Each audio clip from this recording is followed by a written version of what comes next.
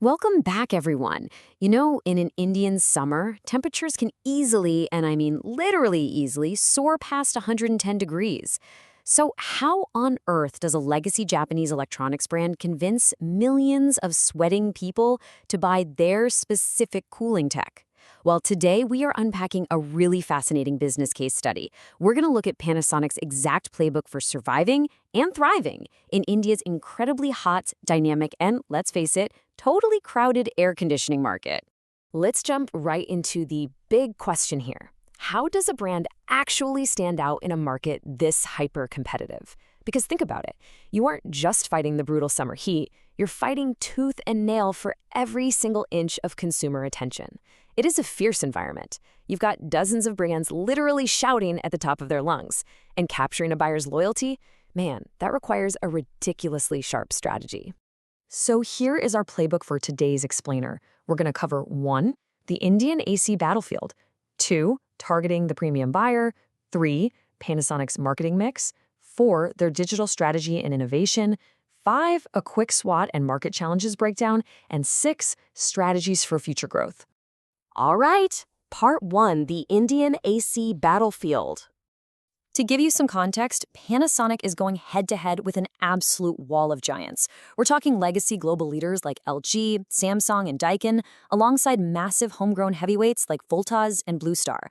And then you throw in Hitachi, Carrier, Lloyd, Media, Haier. It's a lot, right? If you're trying to be everything to everyone on a battlefield this crowded, you are going to end up being nothing to anyone. You absolutely need a razor-sharp, highly specific marketing strategy just to carve out a little piece of territory. Which brings us to part 2, targeting the premium buyer.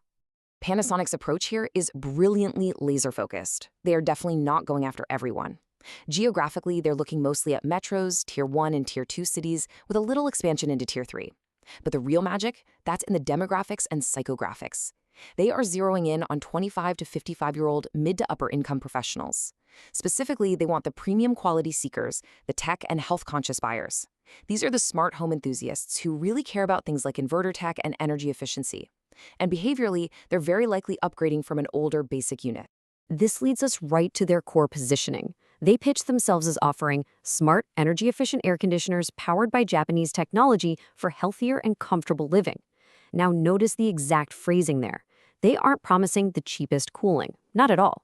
They emphasize Japanese technology because that signals incredible reliability and durability. And they specifically use the word healthier to hook that exact demographic we just talked about.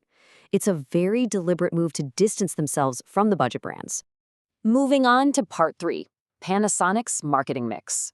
Let's do a rapid-fire overview of their 4 Ps. For product, they lean heavily into smart, inverter, and AI-enabled ACs.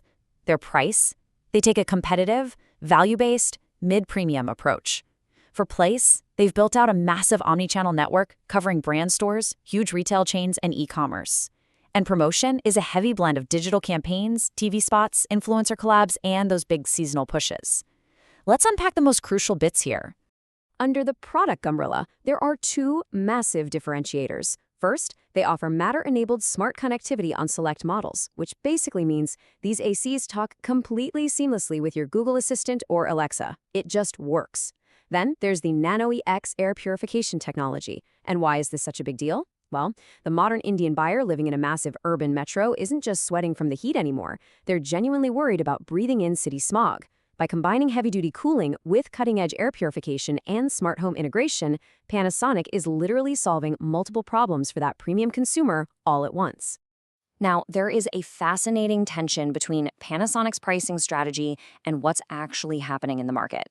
Panasonic actively chooses to go a mid-premium route. They charge a bit more to cover those advanced health features. Meanwhile, the broader market reality, it is a bloodbath. It's a relentless price war, especially in the mid-range, heavily driven by giants like LG and Samsung. But Panasonic doesn't flinch. They refuse to race to the bottom on price. Instead, they're making a calculated bet that you, the consumer, will pay just a little bit more for superior Japanese engineering and really good clean air tech. But to actually justify that mid-premium price tag, the product has to be highly visible and incredibly desirable. Panasonic pulls this off through a sprawling omni-channel network.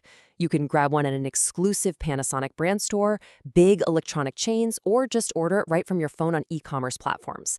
On the promotion side, they go super heavy on YouTube product demonstrations and influencer collaborations, pairing those up with traditional TV ads and huge summer or festival discounts. The goal is simple. They want to make absolutely sure you understand the high-end technology before you even think about buying it. Let's shift gears to part 4, digital strategy and innovation. Because their target audience is made up of tech-oriented professionals, Panasonic's digital strategy has to be completely airtight. They pour resources into SEO and Google Ads so they pop up exactly when buyers are deep in the research phase. They run highly targeted Instagram and Facebook campaigns. But it goes way beyond just throwing ads at people. They've integrated AI-powered customer support and really detailed online product comparison tools. They know for a fact their buyer wants to compare features, read the exact specs on that inverter tech, and visualize how the AC is going to fit into their existing smart home setup before they pull out their credit card. All right, part 5, SWOT and market challenges. If we take a step back and look at a quick SWOT analysis, Panasonic's primary strength is, without a doubt, its massive Japanese brand reputation and super reliable after-sales service.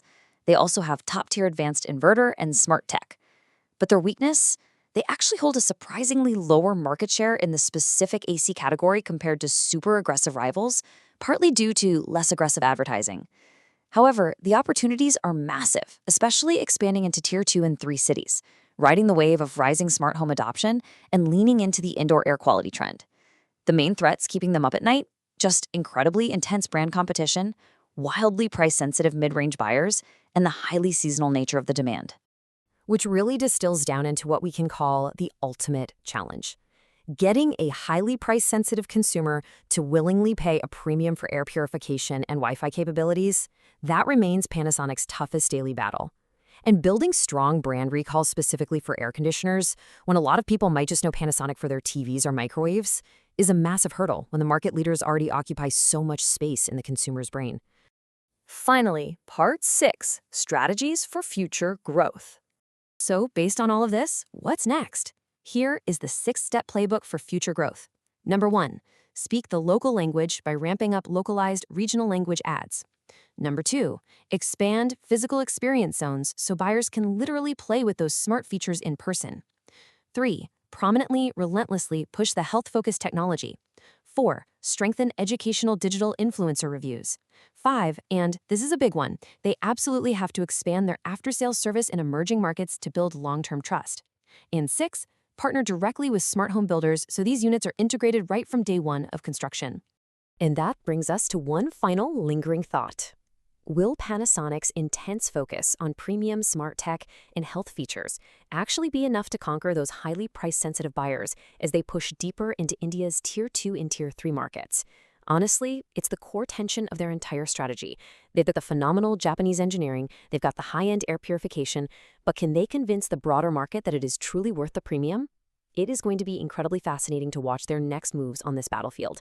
Thank you so much for joining me for this explainer, and as always, keep that curiosity focused.